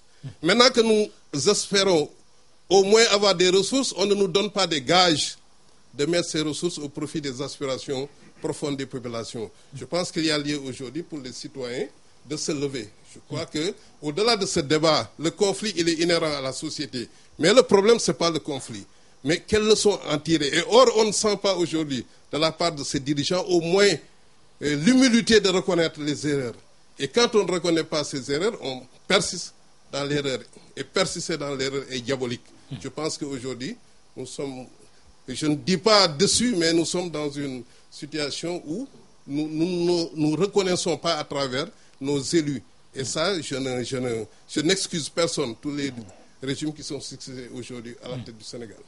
Justement, Maître Boukounta Diallo, dans le prolongement de son raisonnement, de sa contribution, est-ce que ce n'est pas parce que la société civile, quelque part aussi, a baissé les bras quand on fait allusion à la détermination de cette même société civile, un fameux 23 juin 2011?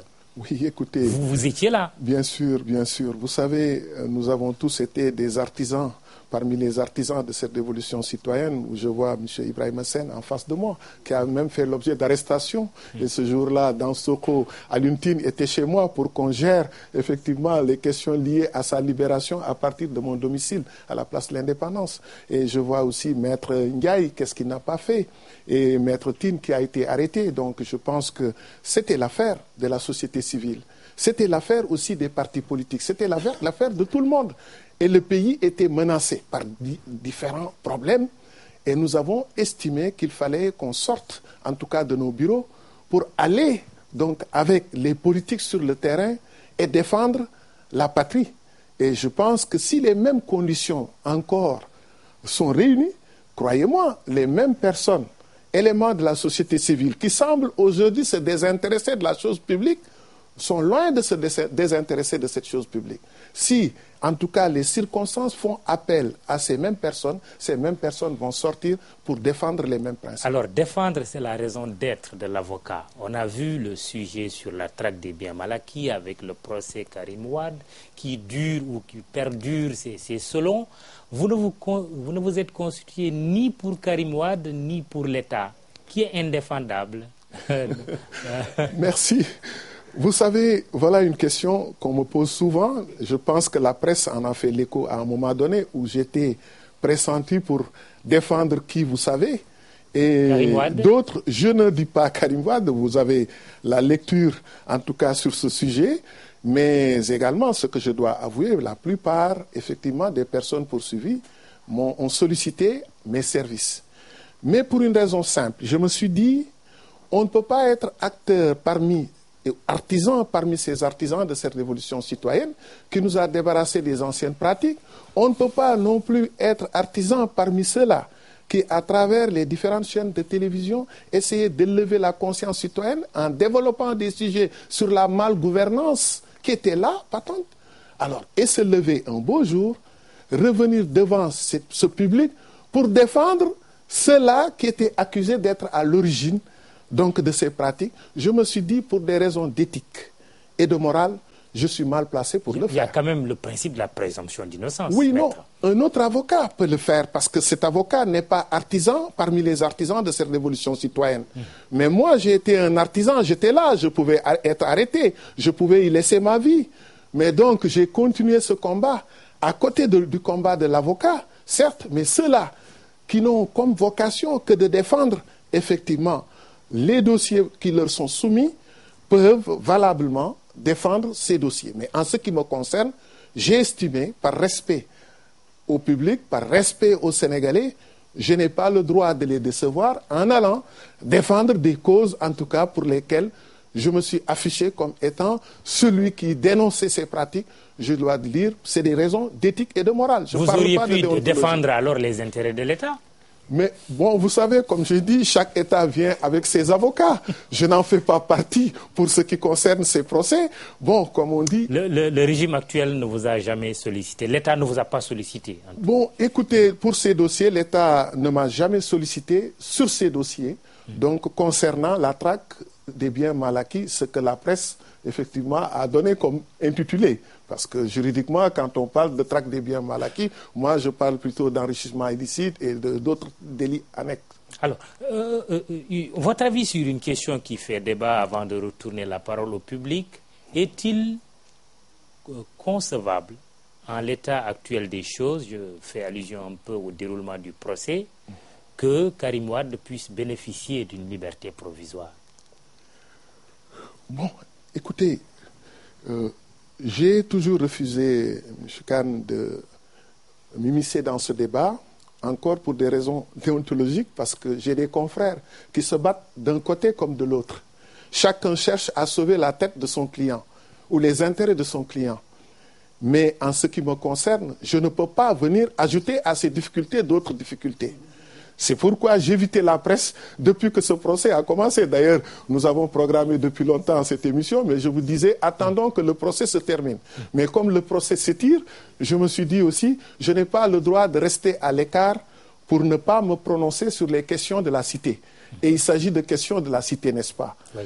Je dois simplement avouer également, je dois avouer qu'il y a eu une erreur de communication au niveau de l'État dans ce qu'on peut appeler la traque des biens mal acquis. Et c'est ce que je déplore. Ce que j'ai déploré, c'est cette erreur de communication qui a consisté dès le départ à faire croire au peuple que cette procédure initiée devant la Cour de répression de l'enrichissement illicite devait déboucher sur la récupération des biens donc, qui ont été pris à l'État, au Sénégal. Alors que ce n'est ni l'esprit de la loi, à travers l'exposé des motifs de la loi qui crée le délit d'enrichissement illicite, ce n'est ni également la loi à travers cet article qui crée la Cour de répression de l'enrichissement, cette loi qui crée la Cour de répression de l'enrichissement illicite. Vous verrez à travers l'exposé des motifs de ces deux lois qu'il est question d'essayer de réprimer certains comportements que nous n'avons pas réussi à réprimer jusqu'ici, même si nous avons réussi en ce qui concerne les détournements de deniers publics. Il fut un temps, toutes les semaines, vous aviez des articles sur les détournements de deniers publics. Mais depuis qu'on a renforcé les peines, il y a eu moins de détournements de deniers publics. On en parle rarement. Mais là, l'autorité qui était en place à l'époque, l'autorité socialiste, a estimé qu'elle devait installer une politique de justice sociale en mettant en place des dispositions législatives, répressives, allant dans le sens d'atteindre ce que la loi n'a pu atteindre à travers certains comportements dénoncés, notamment la corruption.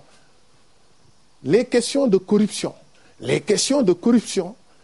même si elles étaient prises en charge par la loi, malheureusement, ces questions n'étaient toujours pas traitées de façon convenable. Maître, oui, terminez votre phrase. Oui, d'où la loi sur l'enrichissement illicite. Donc cette loi est une loi destinée à créer une forme d'exemplarité dans la sanction pour que plus jamais des Sénégalais ne soient tentés de refaire la même chose. Voulez-vous dire qu'on ne va rien récupérer avec la CREI?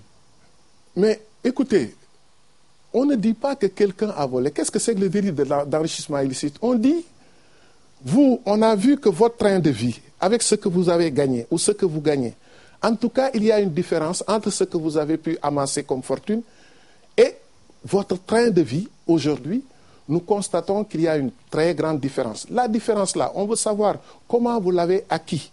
Cela ne veut pas dire qu'on vous a confié des fonds et que vous les avez détournés, qu'on vous a laissé des biens de l'État que vous avez détournés. On vous dit simplement, vous avez un train de vie supérieur à vos revenus légaux.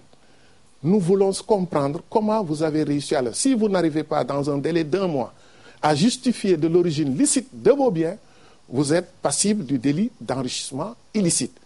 Où est le détournement? Où est l'argent à récupérer? C'est pourquoi, si on avait opté même pour la haute cour de justice, comme certains le disent, ceux qui sont poursuivis disent non, nous ne sommes pas justiciables devant la cour de répression de l'enrichissement illicite. Nous sommes justiciables devant la haute cour de justice. Mais là-bas aussi c'est grave, parce que devant la haute cour de justice, c'est des députés qui votent. Il n'y a qu'un seul magistrat, c'est le président de la haute cour de justice, assisté de 8 députés titulaires et de 8 députés suppléants. Et lorsqu'il s'agit de prendre une décision, on ne prend pas une décision en fonction de la technicité du dossier. On prend une décision en votant à la majorité absolue. Donc, si vos adversaires... C'est une justice politique. Mais qui est majoritaire à l'Assemblée nationale si ce n'est pas le parti au pouvoir? Si vous devez être jugé par le parti au pouvoir, quelle utilité de réclamer à aller devant la haute cour de justice? Et ensuite, il est dit quoi à l'article 27 qui crée donc la haute cour de justice, la loi organique qui crée la haute cour de justice? L'article 27 dit que la constitution de partie civile n'est pas recevable devant la haute cour de justice.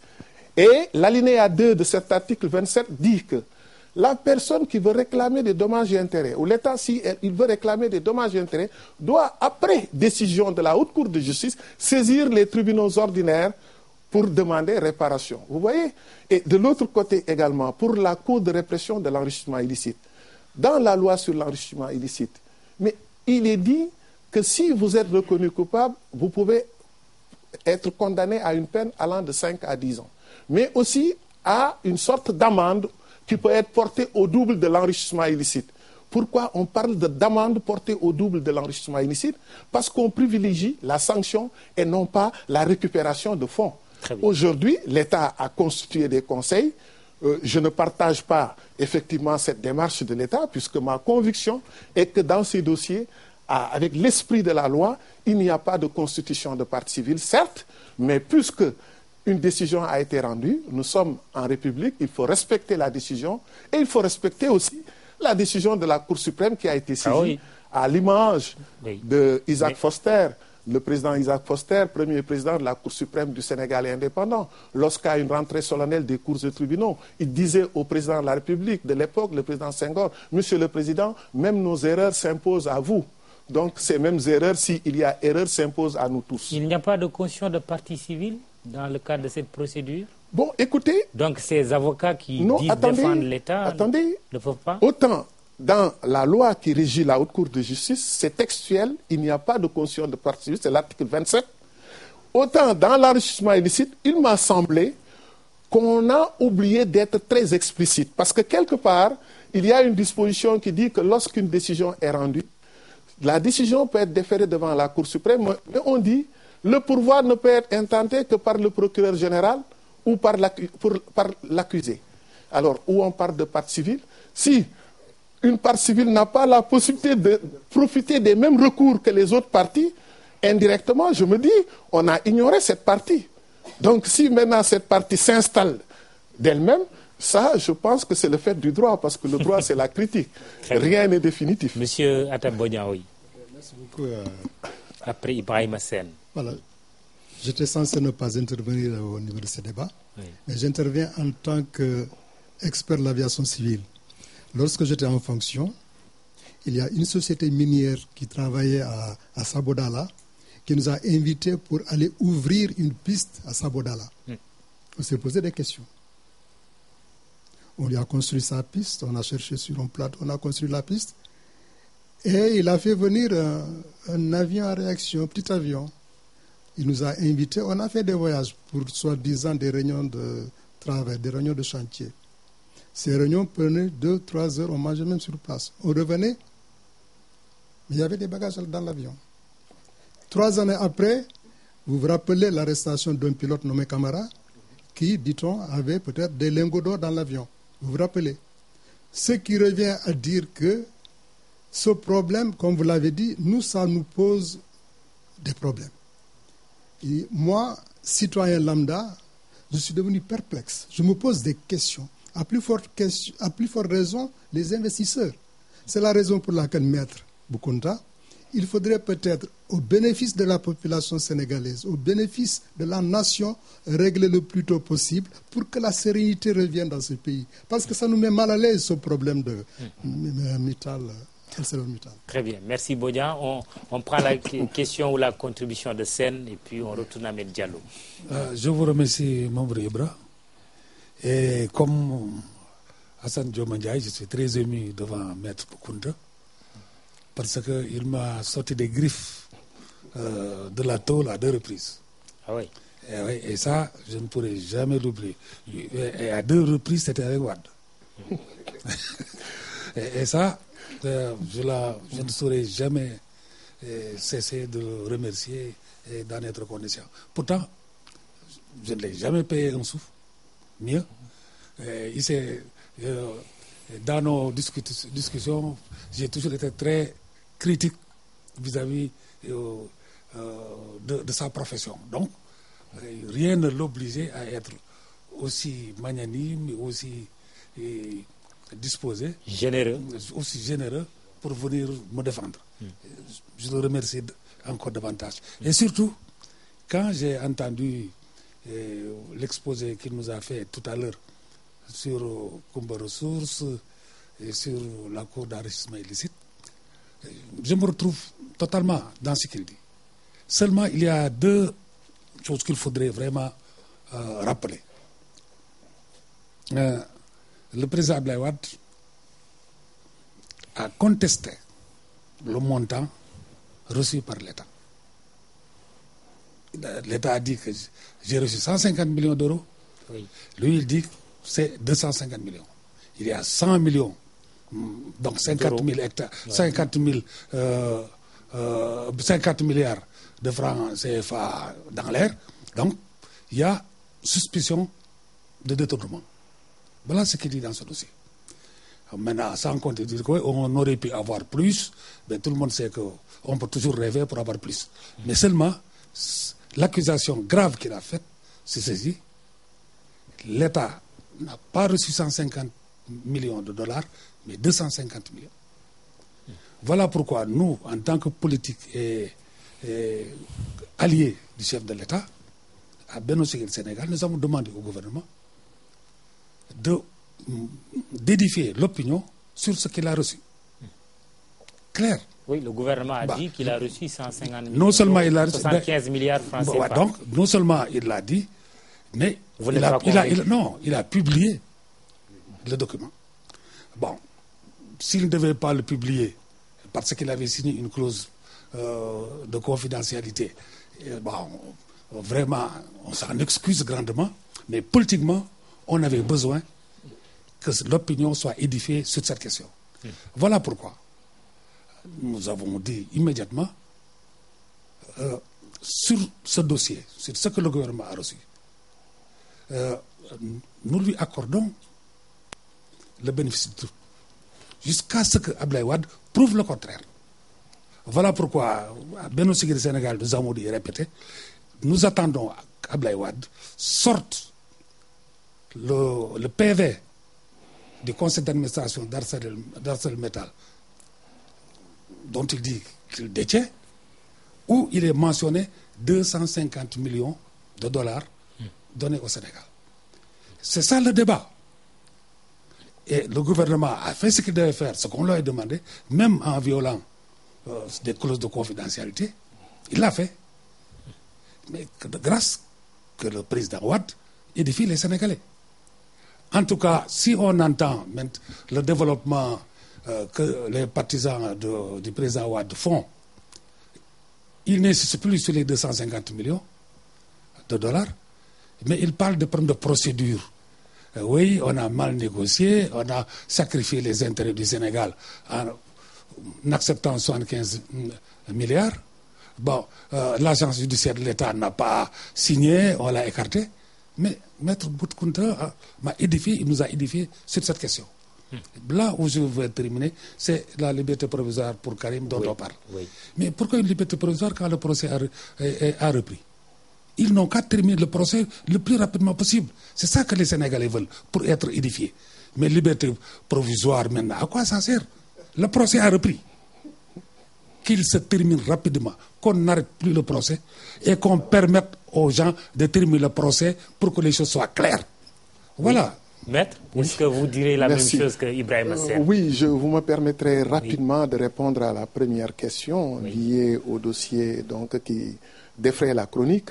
Je voudrais, à l'attention de l'opinion, informer les gens qu'en matière d'arbitrage international, lorsque une partie succombe au procès, cette même partie qui succombe supporte non seulement tous les frais d'arbitrage, parce que tout l'argent dont on parle en disant c'est pour les avocats, on oublie de dire ce sont les avocats, les juges arbitres, puisque c'est une justice privée, où nous choisissons nos juges, où on les paye, les deux parties contribuent au règlement des honoraires des juges. En même temps, les frais administratifs. Et tous ces frais réunis, plus les frais d'avocat, c'est cela qui fait l'objet de discussions souvent quand on parle d'honoraires, donc distribués ou encaissés par tel, parce que celui qui succombe supporte aussi les honoraires de la partie adverse. C'est-à-dire, dans la justice ordinaire, les frais d'avocat ne sont pas remboursés, les honoraires d'avocat. Mais en arbitrage international, les honoraires d'avocat sont remboursés par la partie qui succombe.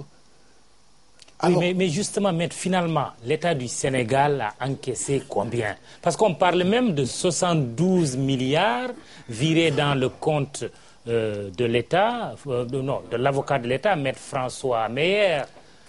Oui, vous savez, ça c'est la gestion interne d'un dossier entre un avocat et son client. L'avocat a ce qu'on appelle un compte CARPA. Le compte CARPA est le compte où atterrissent les sommes provenant donc de l'indemnisation des clients. Et il serait dangereux même pour une somme aussi importante que l'avocat ne puisse pas faire passer ces fonds dans le compte CARPA, qui est géré par l'ordre et qui est rémunéré par la banque, mais les rémunérations ne profitent qu'à l'ordre et non pas à l'avocat. Et l'avocat, maintenant, lorsqu'il transmet l'argent, il est certain que des deux côtés, on a pris toutes les dispositions juridiques pour sceller le contrat qui permet donc de transférer les fonds. Je ne sais pas ce qui s'est passé réellement entre donc cet avocat et l'État, puisque je ne suis pas intervenu dans ce dossier de Mittal, mais ce que je sais, en tout cas, aujourd'hui, les gens ont beaucoup spéculé sur des données qui relèvent de la gestion d'un dossier, qui relèvent de la gestion, encore une fois le plus, d'un dossier et d'un avocat dans ses rapports avec son client. Mais ce qui pose problème quand même, c'est qu'on ne soit pas d'accord même sur l'argent, les montants ça pose qui problème. sont en jeu. Je suis d'accord 250 millions d'euros, 150 millions d'euros, finalement c'est... Non, c'est-à-dire, vous savez, moi, je voudrais que les gens soient conséquents. Ceux qui accusent ont d'abord dénoncé quelque chose au départ. Tout à l'heure, on a parlé des poursuites initiées dans le cadre de la répression de l'enrichissement illicite. Et je les ai entendus dénoncer le renversement de la charge de la preuve, en disant ce qui est grave dans cette loi, c'est qu'on a renversé de la charge de la preuve, c'est-à-dire on vous accuse et on vous dit prouvez votre innocence. Alors que là, c'est la même chose. Ceux qui ont dénoncé ce fait dans l'enrichissement illicite vous disent maintenant, nous en tout cas, voilà ce que nous avons, nous vous accusons. Mais éprouvez que vous n'avez rien fait. Je pense qu'on doit commencer par fournir les éléments de preuve sur lesquels on s'appuie pour étayer le débat au niveau de l'opinion. Si on a saisi l'opinion à témoin, Donc, on doit pouvoir disposer de ces éléments de part et d'autre. L'État a fourni des éléments, mais ça ne suffit pas. Parce que si l'État fournit des éléments, on nous dit ce ne sont pas les éléments qu'il fallait sortir. Ceux qui ont autre chose à sortir doivent les sortir pour permettre à ce débat d'être finalisé. Et je pense que c'est là où on pourra parler et c'est là où on sera très soucieux du respect de la présomption d'innocence. Très bien. Ibrahim Sène dit à quoi ça sert d'accorder la liberté provisoire à quelqu'un qui est en train d'être jugé? Bon, écoutez, je pense que notre pays est à un tournant décisif de son histoire à travers ce procès. Ce procès doit être un procès exemplaire, voulu par les Sénégalais, né de l'existence de faits réels, avérés. Personne ne peut nier qu'il y a eu des comportements antisociaux qui ont débouché sur des pratiques non orthodoxes en matière de gestion financière et en matière de gestion de l'État tout court. Qui en est l'auteur? Qui n'en est pas l'auteur? Ça, c'est une autre question qui relève de la responsabilité des tribunaux. Mais les faits sont têtus dans leur matérialité parce qu'ils existent. Nous ne pouvons pas donc les escamoter en disant il faut banaliser les choses parce qu'aujourd'hui, les Sénégalais qui étaient pour cette traque des biens mal acquis, il faut le dire, ne sont plus enchantés. Ne sont plus enchantés. Et l'État s'est engagé avec les Sénégalais pour mener ce combat. Si les citoyens sont libres de se dédire ou de changer d'opinion, il n'en est pas de même du chef suprême de l'État qui doit rester inflexible, car c'est ça la loi. Elle est dure, mais c'est la loi. Alors, à partir de là, même si nous avons beaucoup de compassion pour ceux qui sont traînés dans la boue, leurs familles, cela ne doit pas nous écarter de l'idée selon laquelle, à travers ce procès, plus jamais, à travers ces résultats, plus jamais, en tout cas de telles pratiques ne verront jour au Sénégal. Alors, c'est l'exemplarité dont je parlais. C'est cela qui est recherché à travers la loi sur la répression de l'enrichissement illicite. Ce n'est pas l'accumulation des fonds, soi-disant, qui sont partis. On ne pourrait jamais faire revenir quelqu'un qui vous dit « j'ai un train de vie supérieur, certes, à tout ce que j'ai gagné, mais regardez tout ce que j'ai dépensé. Comment et où allez-vous rechercher tout ce qu'il a dépensé? Et est-ce que le but, comme je l'ai dit, c'est de récupérer? Ce n'est pas de récupérer, c'est de faire que plus jamais de tels comportements ne puissent exister au Sénégal, comme le détournement de deniers publics a presque disparu chez nous. Très bien. Maître, il nous reste 5 petites minutes, mais on ne va pas faire cette émission sans parler de la crise casamançaise, parce que vous êtes l'auteur d'un ouvrage intitulé « La crise casamançaise, problématique et voie de solution ». Le processus de paix actuel, qu'est-ce que vous en pensez, vous qui avez été justement rapporteur général de la Commission nationale de gestion de la paix en Casamance? Voilà un dossier très difficile. Un dossier dont la gestion demande beaucoup d'intelligence, dont la gestion demande beaucoup de professionnalisme, dont la gestion demande aussi beaucoup de cœur. Et à l'heure actuelle, ce que nous constatons, c'est qu'il y a nettement une évolution dans les rapports entre l'État et le mouvement indépendantiste. Il y a également une sorte d'accalmie qui nous fait espérer qu'on n'est pas loin d'une solution négociée.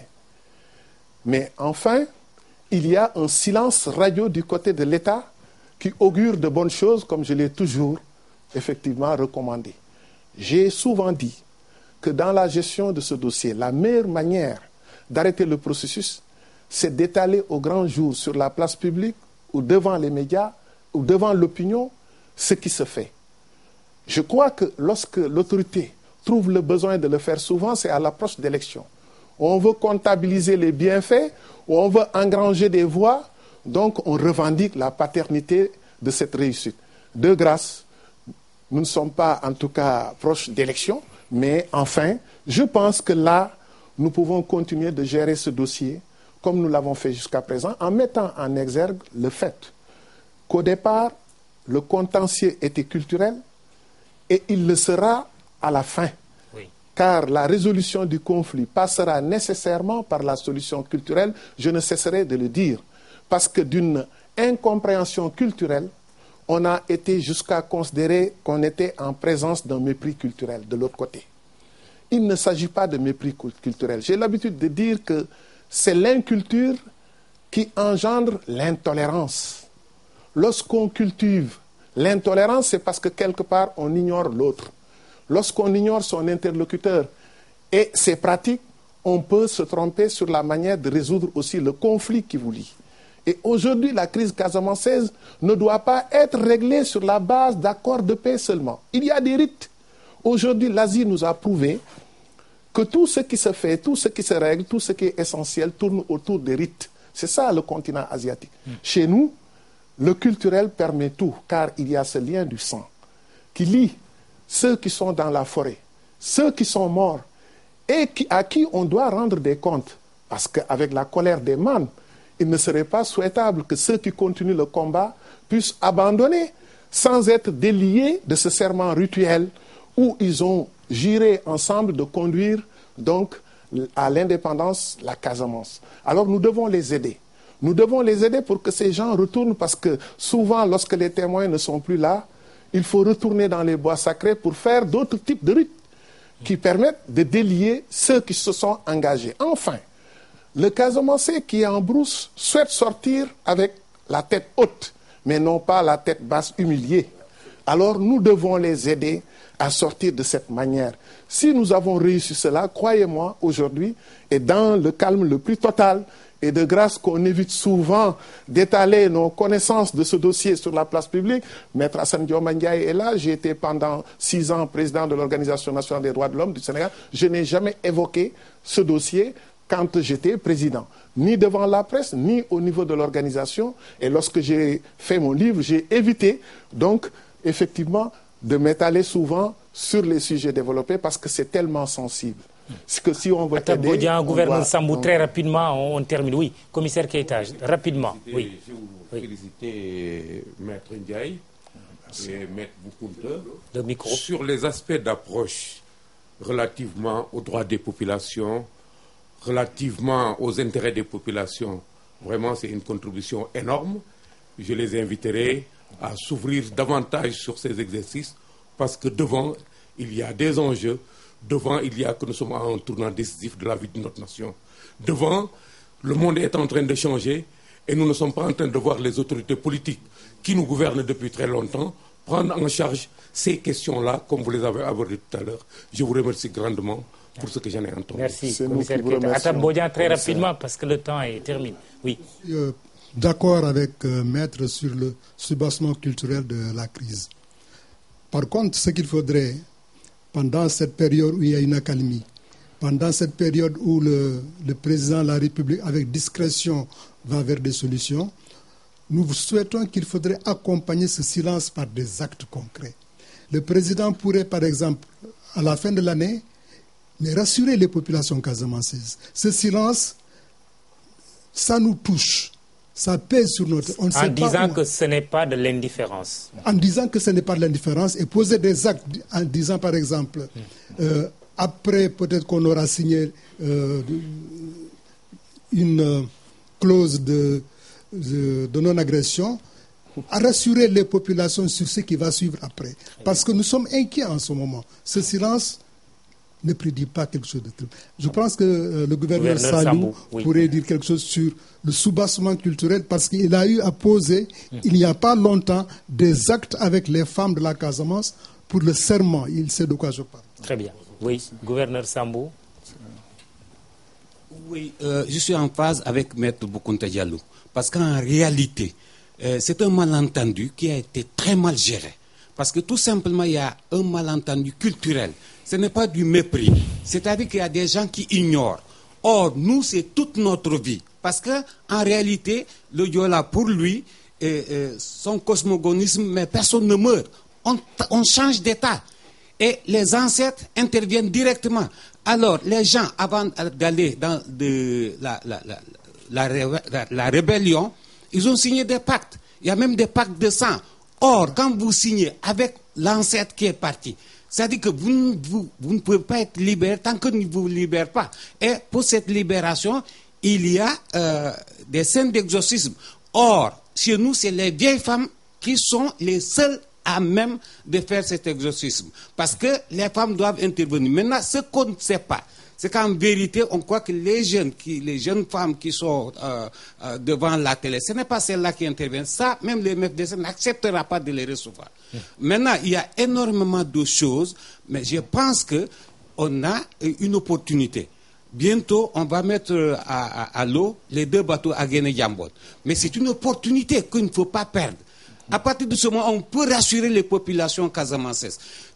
Nous rencontrons souvent les gens du maquis. Ils nous disent, pour vous dire que le serment lié déjà est très lourd, ils nous disent que c'est nous qui les avons abandonnés. Eux, ils veulent sortir, mais tant qu'on ne règle pas le problème de serment, mais s'ils sortent comme ça, ils vont tous mourir. Et ça, c'est notre croyance. Il ne faut pas nous enlever ça. Et les gens disent que ça, c'est débarrassé. Mais nous, c'est une question de vie et de mort. Qu'on soit musulman ou qu'on soit catholique. Comme quelqu'un l'a dit, en Casamance, on est 50% musulmans, 50% catholiques, 100% animistes. Oui, maître, très rapidement. Merci. Mais M. Bodian dit que ce silence ne doit pas être perçu comme de l'indifférence et c'est un silence source d'inquiétude aussi. C'est un silence source d'inquiétude pour ceux qui espéraient plus. Et c'est tout à fait légitime qu'ils espèrent plus en ce moment. Mais puisque le terrain est glissant, contentons-nous pour le moment de ce qui nous permet encore d'apprécier cette paix, cette accalmie. Parce que, vous l'avez dit, le côté rituel est important. Et quelque part dans le livre, je disais justement, que vaut la signature au bas d'un acte si par abstraction on fait, effectivement, si par ignorance on fait abstraction, donc du serment du sang, du serment rituel qui lie les personnes.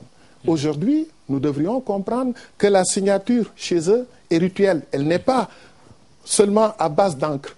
Et nous devons aussi comprendre que le MFDC a un énorme problème, qui est le problème de l'unité du mouvement. Avec qui parler? Vous avez l'aile politique, qui ne s'entend pas avec l'aile civile, l'aile militaire qui est émiettée, l'aile politique et civile qui est émiettée. Donc aujourd'hui, il faut leur laisser le temps de faire l'unité pour être certain de signer un accord avec vraiment des représentants dignes de ce nom. Sinon, nous allons précipiter les choses et avoir en face de nous des interlocuteurs qui seront dénoncés par les autres. Ou d'autres vont continuer le combat en se disant nous ne sommes pas liés par ce qui vient d'être fait. Très bien. En 1 minute, j'invite le fils adoptif de Senghor à un témoignage. Dernièrement, l'actualité a fait état des émoluments des anciens présidents de la République. 4,5 millions plus 5 millions, cela fait presque 10 millions. Ajoutez à cela 40 millions le coût des billets d'avion de chaque ancien président et de son conjoint, plus d'autres avantages. Le total ferait quelque chose comme presque 130 millions. Senghor, que vous avez connu, avait vraiment 10 millions à la retraite? Bon, écoutez, Senghor était loin de ses préoccupations pécuniaires, j'allais dire même mercantiles, dans la gestion de l'État. Il avait une autre idée qui m'a beaucoup fait réfléchir. Lorsqu'aujourd'hui j'entends parler de milliards, je pense à cet homme qui un jour, lorsqu'il a reçu un chèque de 500 millions de l'Arabie Saoudite, en guise de cadeau pour sa retraite méritée, on était au Salon d'honneur, il s'apprêtait à quitter le Sénégal pour la première fois après avoir remis le pouvoir entre les mains du président Diouf. Et là, il a retourné ce chèque pour l'endosser au profit, effectivement, de sa fondation, ce qui a constitué le capital de cette fondation jusqu'à ce jour. Il avait combien à la retraite? Mais je reviens à son retour. Oui. Lorsque je lui ai fait, en tout cas, observer cela, il m'a dit une chose d'extraordinaire. Il m'a dit, Boukounta, qu'est-ce que vous voulez que je fasse avec 500 millions? Ça m'aurait rendu fou. Là où des milliards ne rendent jamais fou. Ceux qui nous gouvernent, vous parlez aujourd'hui de dizaines de millions et vous parlez distribués par mois. Je dois simplement, ici, vous dire, en tout cas les émoluments du président Senghor qui sont virés au niveau de la Société Générale que je connais puisque j'avais procuration pour la gestion de ce mandat puisqu'il n'était pas là pour le virement de ses salaires, tourné autour de 536 000 francs CFA par mois. Et les bulletins sont en ma possession. De son départ du pouvoir jusqu'à sa mort, c'est un homme qui touchait en net 536 000 francs, brut 750 000 francs CFA. Et puis, il y a cette déclaration qu'il a signée sur la mort de Cheikh Anta Diop. Il vous prend également à témoin parce que vous auriez joué un rôle entre les deux hommes qui étaient quelque part des adversaires. Oui, c'est vrai que c'est un pan de notre histoire qui est ignoré par certains. J'avais réussi, c'est vrai, à obtenir la rencontre de ces deux hommes après plus de 35 ans, puisque le jour où ils se sont rencontrés, d'ailleurs, je dois dire que c'était très émouvant et des actes ont été posés. Donc si le président Senghor, à la mort de Cheikh Anta, dans l'article publié dans le quotidien national Le Soleil, dit « Je prends à témoin Maître Boukounta Diallo, son élève et ami », il dit vrai. Et que si il y avait des divergences entre moi et Cheikh Anta sur le plan politique, sur le plan culturel, rien ne nous séparait, c'est exact. Car Cheikh Anta, quand il a écrit Négritude et Barbarie, il l'a fait dédicacer à Senghor. Il m'a donné une copie que j'ai remise au président Senghor, en des termes donc vraiment élogieux.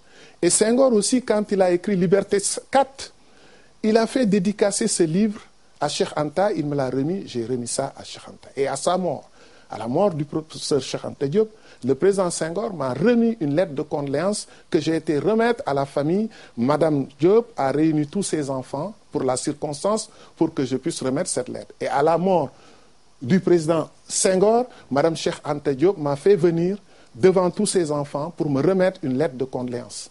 Et enfin, ce qu'il faut reconnaître à cette rencontre, ce que je retiens simplement, c'est que ces deux hommes de culture qui faisaient face et n'ont discuté que de culture, c'est-à-dire des trois pyramides de Khéops, d'Éphrem et de Mykérinos en Égypte. Ils n'ont parlé que d'égyptologie. Et depuis quand le cheval a été introduit dans l'humanité? Voilà, à mon avis, ce qui mérite d'être mis en exergue pour voir que ces hommes parlaient plutôt de valeurs culturelles, parlaient d'autre chose que d'argent. Aujourd'hui, malheureusement, et pour ceux qui étaient là, on n'a toujours parlé que d'argent. Et on a oublié cet aspect. Merci, Maître Boukounta Diallo, d'être venu à l'émission Les Affaires de la Cité. Merci au public, aux étudiants de l'université Bourguiba, Dakar Bourguiba, d'avoir participé aussi à cette émission. Merci à vous de nous avoir suivis ce soir. Bonsoir, à très bientôt sur la chaîne préférée que vous regardez à l'instant, la TFM. Merci, au revoir.